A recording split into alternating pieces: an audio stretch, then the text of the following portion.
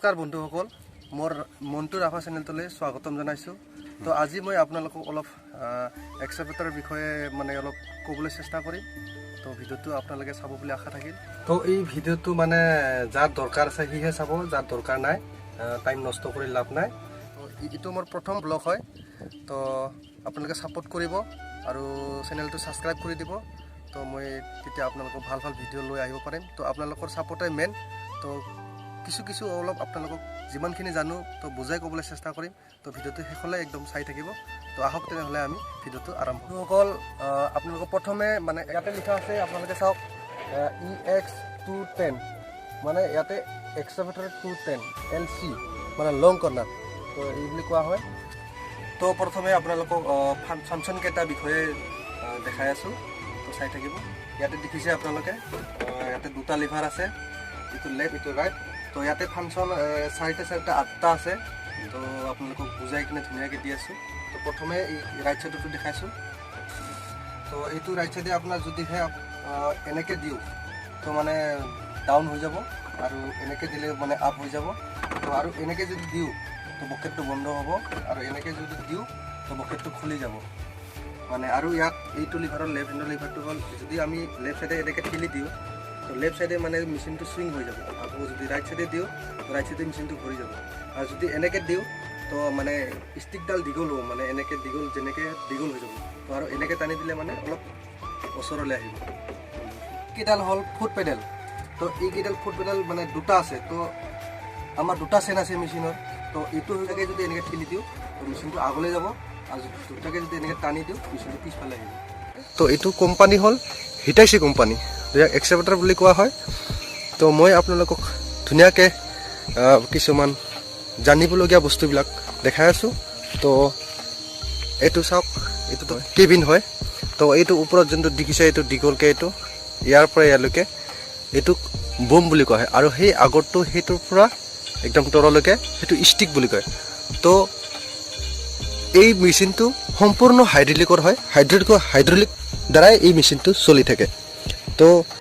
তো আপোনালোকক যোনটো দেখালোঁ ওপৰত, যোনটো আপোনাক দেখাইছিলোঁ এই বস্তুটো যে দীঘলটো, সেইটোক বুম বুলি কৈছিলোঁ। সেই বুমটো আপ ডাউন কৰিবৰ কাৰণে ইয়াতে বুম চিলিণ্ডাৰ বুলি কয়, সেই দুটা চিলিণ্ডাৰ থাকে। তো সেই দুটা চিলিণ্ডাৰ হৈ গ'ল এই দিছে, এইটো এটা। তো আপোনালোকক ভালকৈ দেখাই আছোঁ, এই চাওক এইটো এটা, তো আৰু এইটো এটা। এই দুটাই এই বুমটোক আপ ডাউন কৰাত সহায় কৰে, এই চিলিণ্ডাৰ দুটা।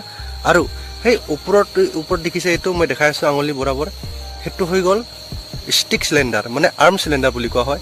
তো সেই বস্তুডালে এইটো যোনটো দেখিছে এইটো আপোনাৰ এই বস্তুটো কাম কৰাত সহায় কৰে। তো আৰু এইটো হৈ গ'ল, তো কাষৰ পৰা দেখাইছোঁ, এইটো হৈ গ'ল বকেট। ইয়াৰ পৰা মাটি উঠোৱা হয়, বল্ডাৰ উঠোৱা হয়। তো এই বাকেটৰ কাম কৰে এইটো হৈ গ'ল বাকেট চিলিণ্ডাৰ বুলি কোৱা হয়। এই দেখিছে দীঘলটো, এইটো বাকেট চিলিণ্ডাৰ বুলি কোৱা হয়। আৰু লগত এইটো লাগি থকাটো এইটো কানেক্টিং বুলি কোৱা হয়। তো প্ৰায় এইটো বস্তু জানিবলৈ হ'লে, গোটেই মেচিনটো জানিবলৈ বহুত দীঘলীয়া ভিডিঅ' হৈ যাব। ইয়াতে এইটো ডিজেলৰ মিটাৰ, এইটো আপোনাৰ টেম্পাৰেচাৰ কিমান উঠিছে কি নাই, তো এইবিলাক থাকে।